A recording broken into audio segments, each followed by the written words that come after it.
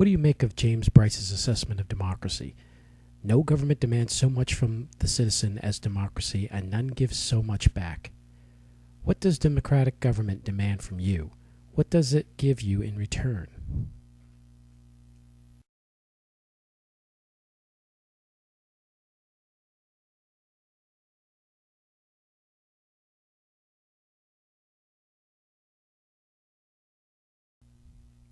Citizenship in a democracy.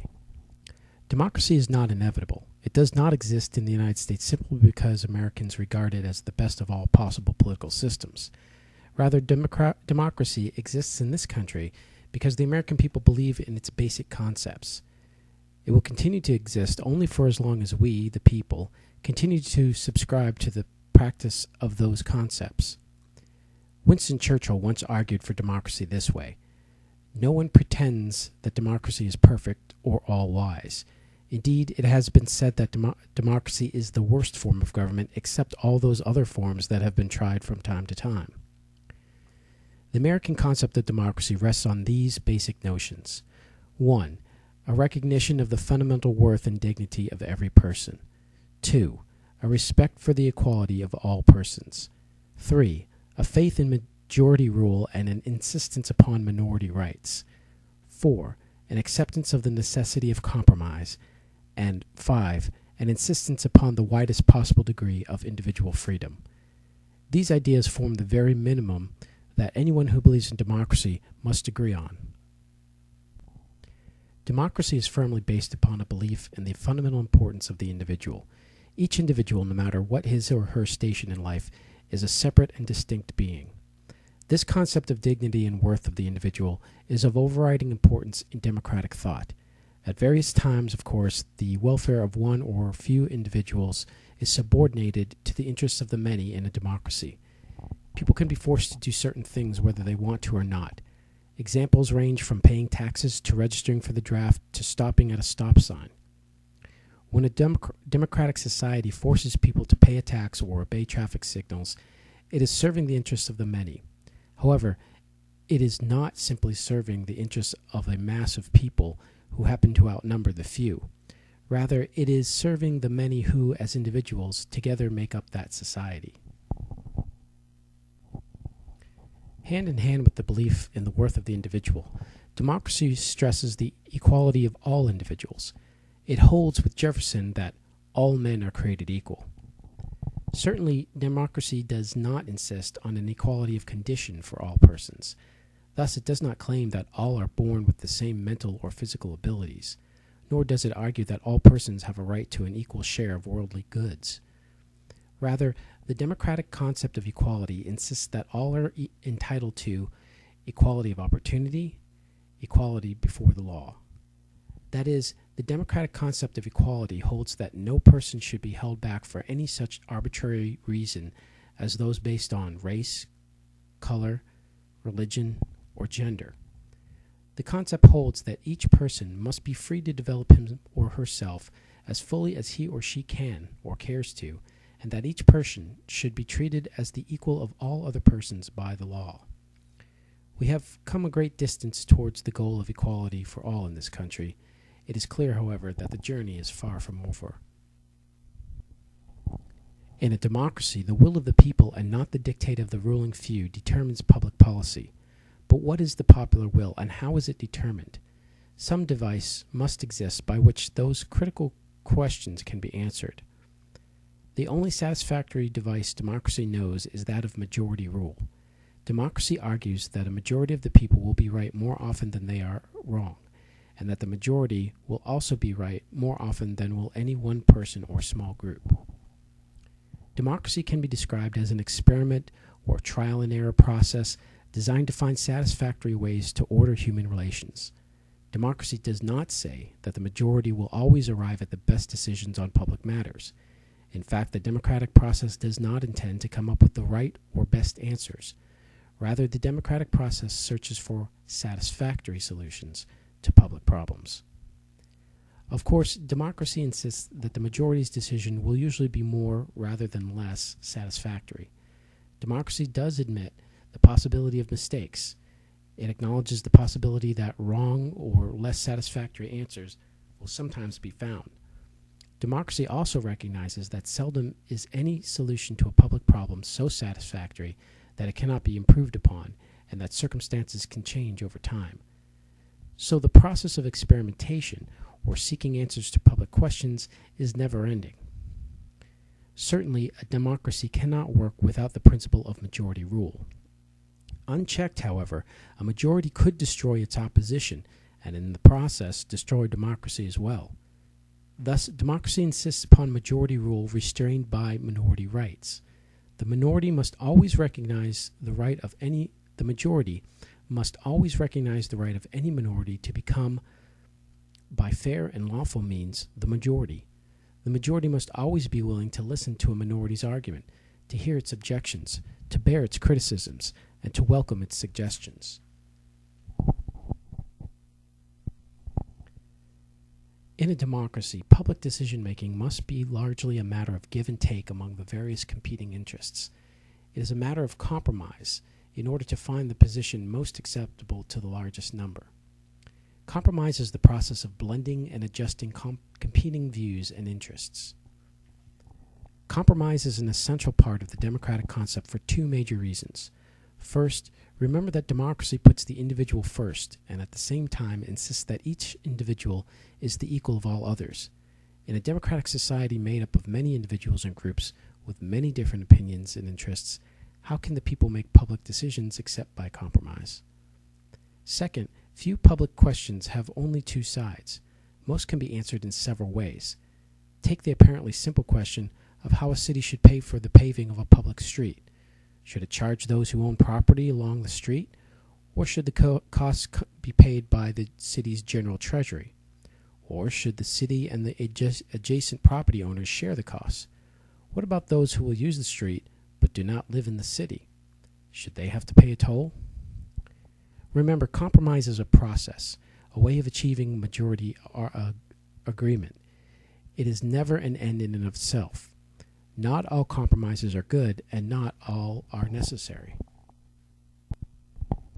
It should be clear by this point that democracy can thrive only in an atmosphere of individual freedom.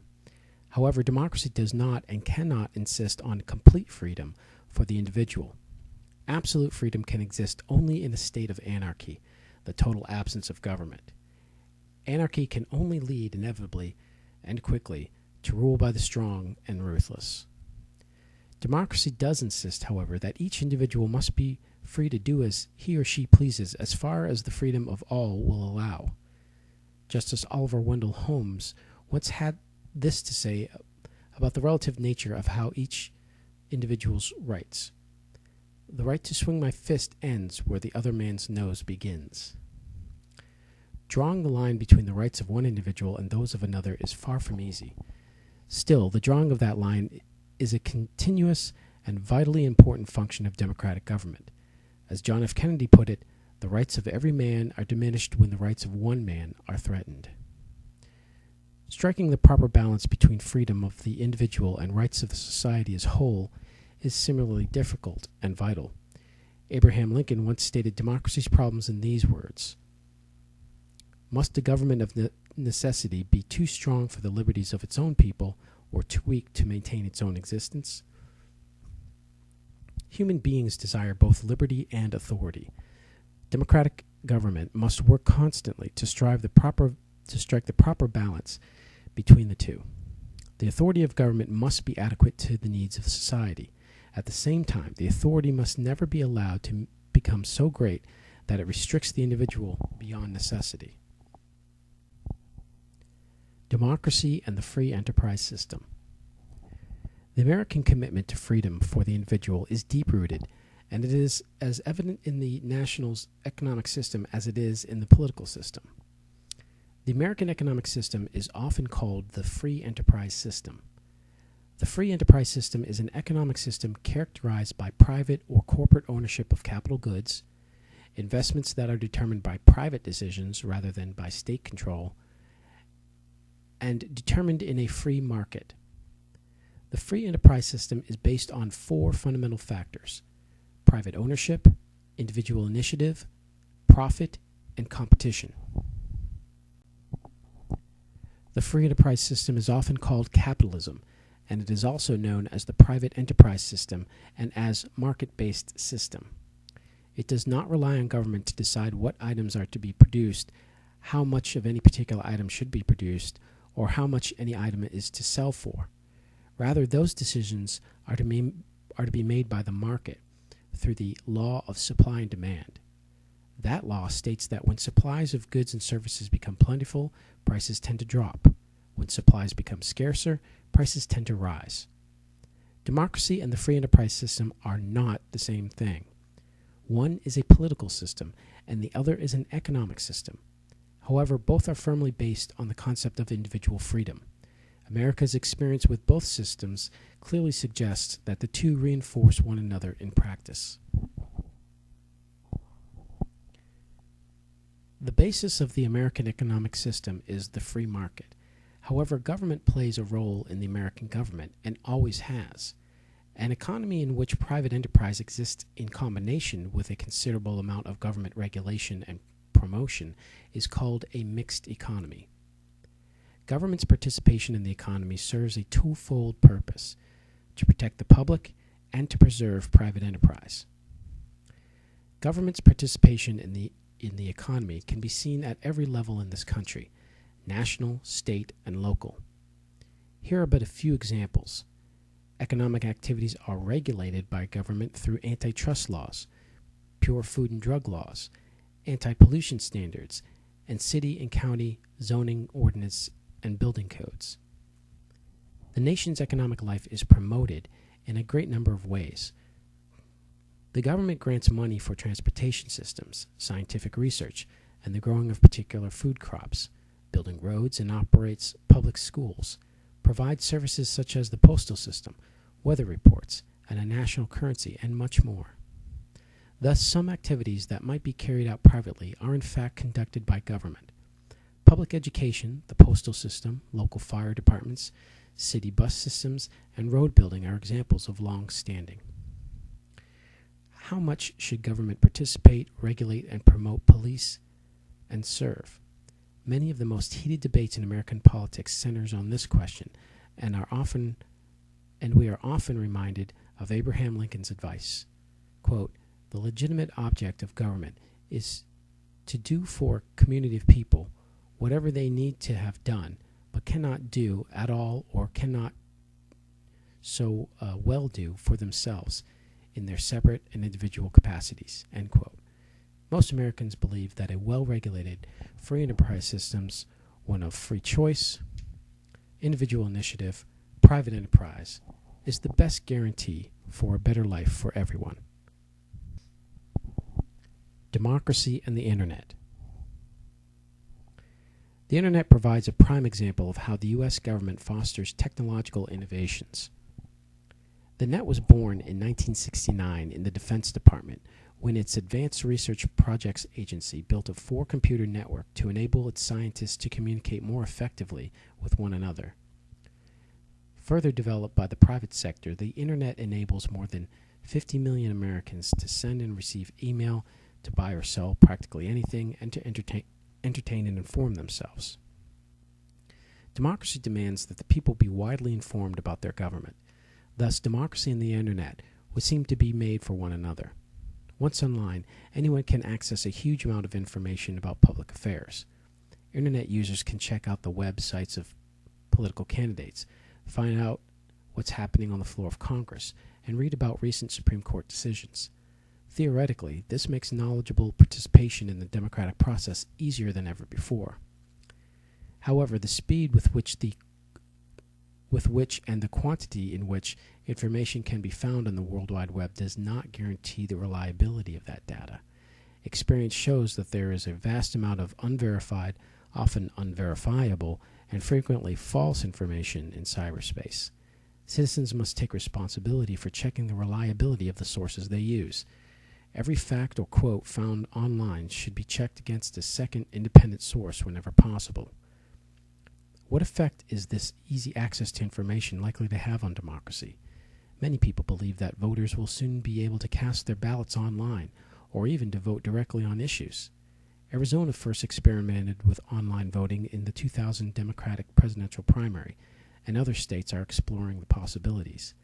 A leap to online elections appears unlikely to us today, particularly since it could entail moving from representative to direct democracy. It seems clear, however, that those who choose to can now be better informed on the issues they care about.